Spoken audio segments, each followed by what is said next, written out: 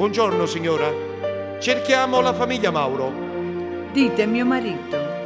Prego, accomodatevi. Gennà, vieni Tvon. Buongiorno, chi siete? Cosa volete? Siamo dei servizi sociali. Siamo qui per Annarita e Gennarino.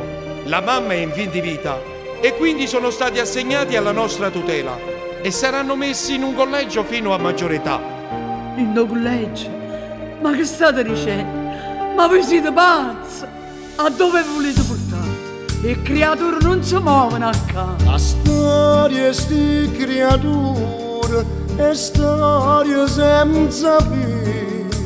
La mamma ce la sai e non c'è vista più. In collegio no, e chi moro coraggio mi chiamano papà, ti chiamano mamma.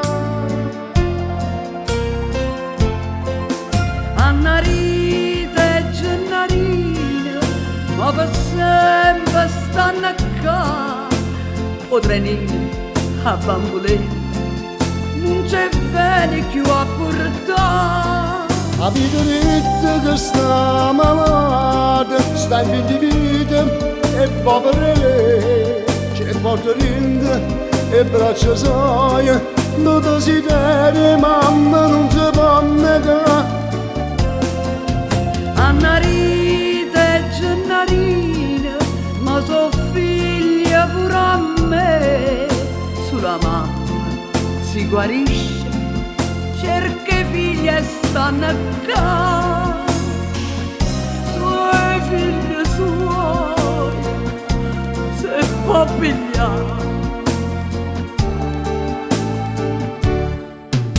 Voglio pregare Madonna, a mamma e tutte mamme, a questi due creature, una grazia c'ha da fare, tu sola puoi salvare, ma non da può pigliare, sta grazia c'ha può fare, sia mamma la pietà.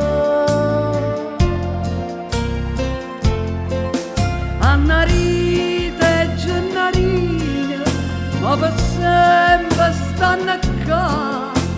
O trenini a bambolini, non c'è bene più a portare. Avete detto che sta malata, sta in fin di vita e povera lei. C'è porta e braccia soia, non desideri mamma non si può negare. Annarita e Gennarina, ma so figlia pure a me. Sulla mamma si guarisce, cerca figli e stanno a casa. Suoi figli suoi se può pigliare.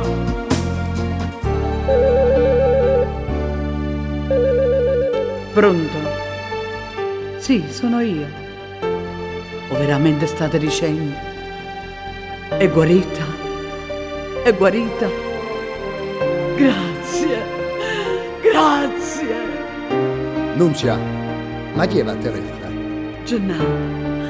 Gennà, Maronna ce l'ha fatta, grazie.